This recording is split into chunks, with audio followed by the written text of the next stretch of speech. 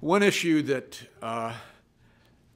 brings some of these questions and predictions together is the future of China. And in a way, the question of whether, in Fukuyama's terms, China might restart history. Because China is the one country now that is on the way towards ending the era of unipolarity, and at least bringing into question how long the American dominance we took for granted after the Cold War will define world politics.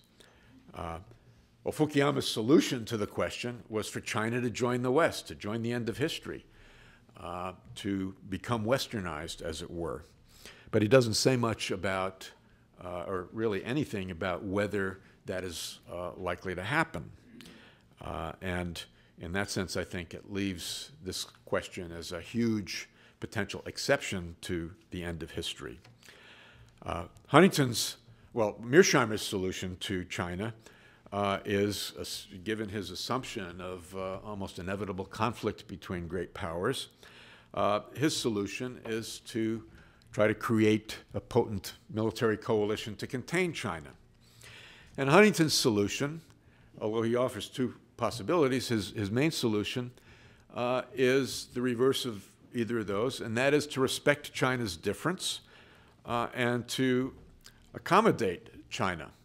He says there would be a reasonable alternative of confronting and containing China in the sense that Mearsheimer considers, but Huntington just didn't think that the West had faced up to what that would require. None of the three authors give reasons for confidence that the rise of China will end in cooperation more than conflict.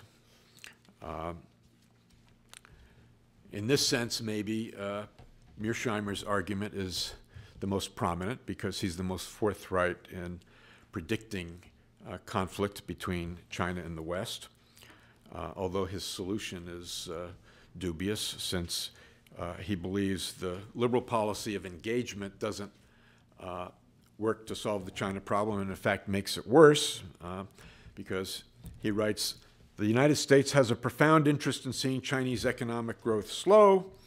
However, the United States has pursued a strategy to have the opposite effect."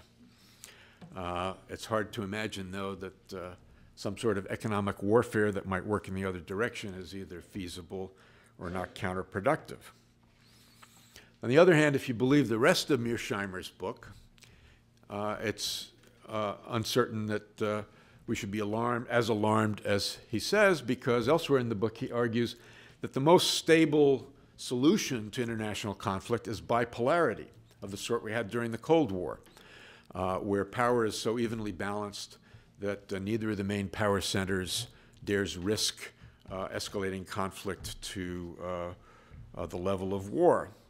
And if that's the case, and if China is going to be the second superpower in the future, one might think that Mearsheimer would be more relaxed than he is.